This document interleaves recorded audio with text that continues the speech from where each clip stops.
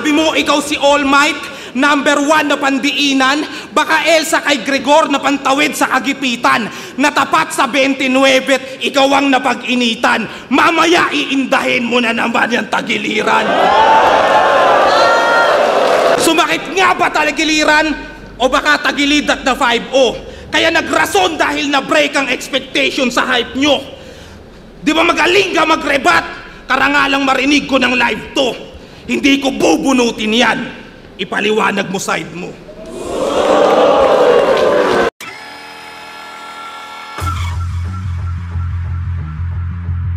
Pasensya na sa mga rapper na di ko matatapakan. Ayoko sanang gawin to kasi lumabas yung natutulog yung dragon. Kikilabong bambam para pumpapoy! Kikilabong apoy! Tanginan to! Kupalang puta! Ako yung cash G ng Mazda! Huwag kang umi-enter sa amin! Wala akong suma na dala! Pero burger ka sa akin. Kaya ako nang magpapamuka kung wala pang nakakapagsabi. Total bilang ng tinalo niya, bukang bibig nito palagi. Dun siya bumabase sa dami ng nadali. Pues eto pinagkaiba ng maraming panalo sa marami. Isikmura mo yung ganon. Buti hindi ka na eempacho.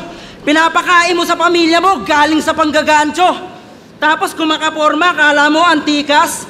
Pag nagkasakit, wawa naman, hingi tulong din sa Gcash. Grabe ka, kaya pala ang galing mo sa reference, hayop ka. No need to drop name, number nyo lang. Libasan, nandyan ka lang nakatapak habang may mga tao na natitepok, habang ikaw nagpapakatupak, may mga bahay na natutupok. Kaya kung sanay itong may nasusunog, yung dala ko ibang daluyong.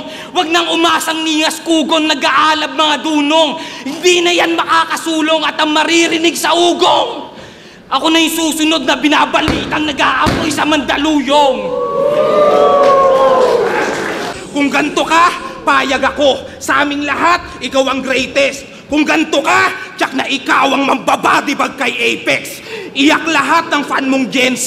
Ang hinamon mo rong MC. Mas aral pa to kay Abra, Apex, Looney at Ron Henley. Utak mong parang cotton candy. Sabog yan kahit di 420. Ang lupit mo naman, pre, di mo na rhyme yun sa confetti. Progreso mo ay agad hihinto. Yung pag-angat mo ay parang relasyon nyo kung iisipin mo. Dahil ito'y mabilis lang at sa huli ikay mabibigo. Di ba gusto mo ng labang malaliteratura? Mga salitang humahambalos? Pues, kunento ko yung malungkot na parte ng buhay mo bago matapos. Nabigo ka sa pag-ibig. Wala ka ng pag-asa. Huwag ka magpapakamatay, pre.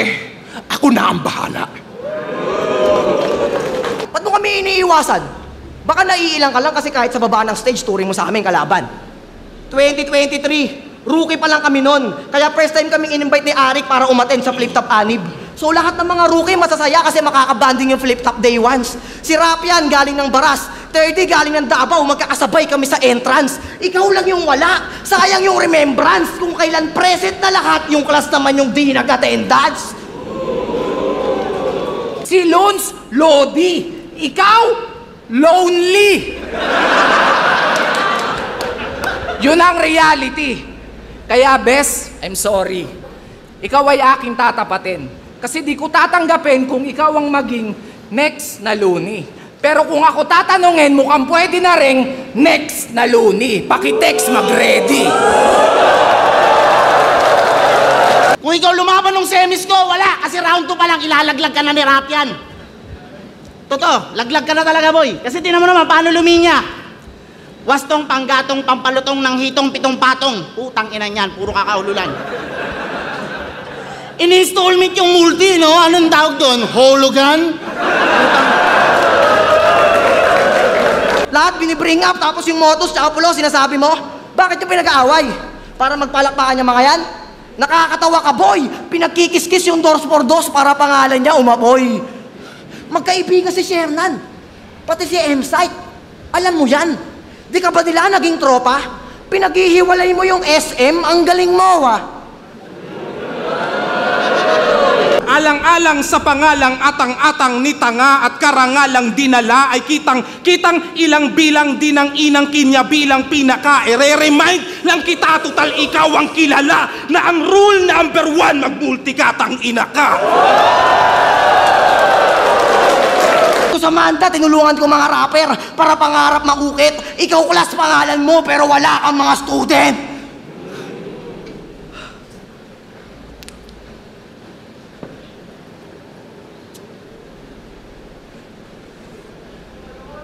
Di ako nagkakodigo! Di ko nakalimutan yung panglas! Napalabas lang ako ng cellphone kasi boring na yung class! Nakamit na natin ang tagumpay. Pagkat sa mundo ng mga halimaw, isa ka sa pinakamatamlay, isa ka sa pinakalumalaylay, ang kasamaan mo'y tumutupin at naglulupaypay. Kabaitan sa iyong puso'y dinig ko, umuugat sa iyong ugat at kalansay. Kaya nga handa mong ipaglaban ang tunay na pag-ibig, di ba? Kahit iyong ikamata. Ngayon tatanungin kita kung mas ikatutuwa mo ba kung yung poisong masaya ay maging toxic na reparong pika. Gets ba yung logic, ha? Parang siya na mas kupal at mas all in. Palagyan natin ng anime kiluwasol. Dik ba hanggang yung puso maging abra kasi offbeat na? Kaya alam nyo ba kung anong meaning ng G sa class G? Glenn, nakaputong pangalan ng angas. Kala mo talaga nakakabilib mag-rap? Glenn, ang tagabenta ni Surhenyo ng ticket sa shop. Rapper na basic, dapat ini-X, tagabenta lang ng ticket kapag kay Sur manonood. Yung Glenn naging Glenn Davis kasi he Celtics salatang may Boston na sinusunod. Ender niya ng round 1. Abangan mo sa round 3. To be continue. To be continue? Balak mo pa ituloy? Baka to be continued. Eh di ba sa One Piece, kada tapos ng episode, pinapakita yon? To be continued.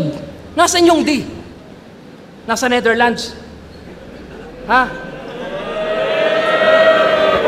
Uwi na, tatay.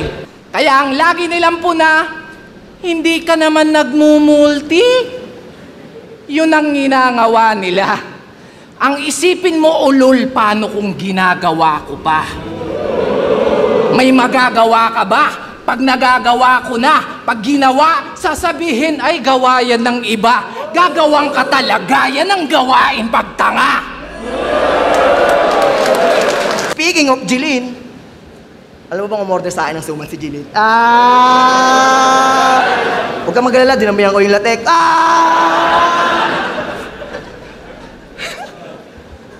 Ano?